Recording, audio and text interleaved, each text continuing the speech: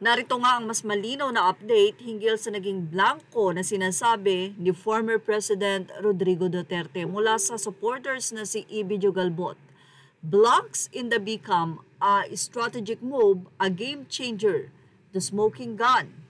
In the recent UNGAB PRRD expose on the blank section of the BCAM Conference Committee report for the 2025 national budget, one of the items left blank was the amount intended for the NIA or National Irrigation Administration.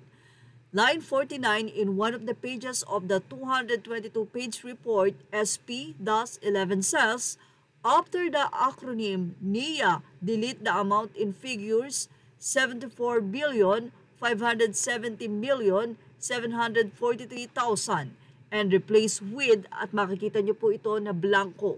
Notice, there was already an amount but the BCAM had to replace it with who knows how much and by who since it was left blank.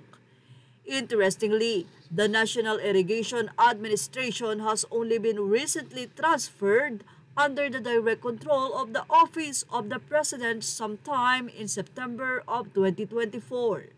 Before that, NIA was an attached agency of the DPWH. Rightly so, since NIA's mandate is to build irrigation infrastructure, a kind of public works.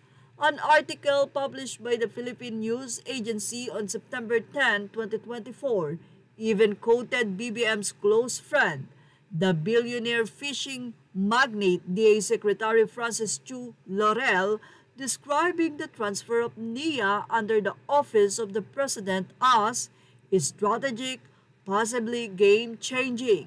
Strategic, possibly game-changing, but left blank in the BCAM report. Strategic indeed, and most probably a game-changer too. Now, who's lying? Wink, wink. Dapat nga bang magpasalamat ang Pilipinas kay former President Duterte sa pag-expose nito?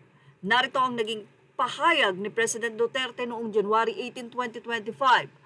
Ayon sa kanya, please correct it or recall the budget and demand an explanation kung bakit dumating sa inyo yan na ganoong kablangko. Parang binigyan ka ng blankong cheque diyan. Bahala na kayo ano ang ilalagay nyo. At ayon naman kay BBM, kasinungalingan ang naging pahayag na ito ni former President Rodrigo Duterte. Aniya, he's lying. He's a former president. He knows that you cannot pass a GIA without any, with a blank. Sa kasaysayan ng buong Pilipinas, hindi pinapayagan na magkaroon ng item ang GIA nang hindi nakalagay kung ano yung project at saka kung ano yung gastos. Even Senator Amy Marcos pinatotohanan na hindi siya pumirma dahil nga may mga blanco rito. At dahil doon, hindi nga isa nga si Senator Amy Marcos sa hindi pumirma.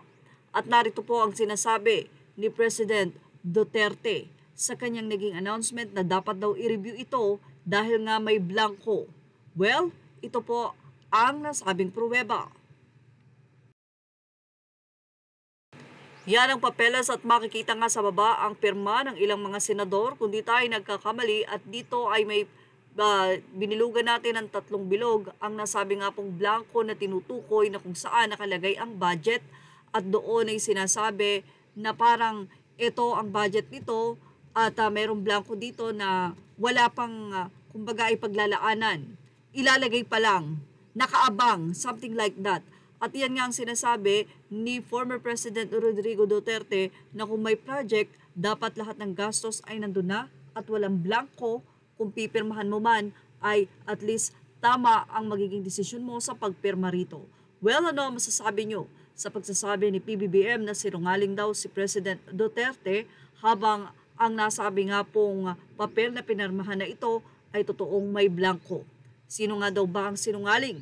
Yan ang tanong ni E.B. Jugalbot. Yan ang ating showbiz snap update. Thank you for watching. Please like, share, and subscribe.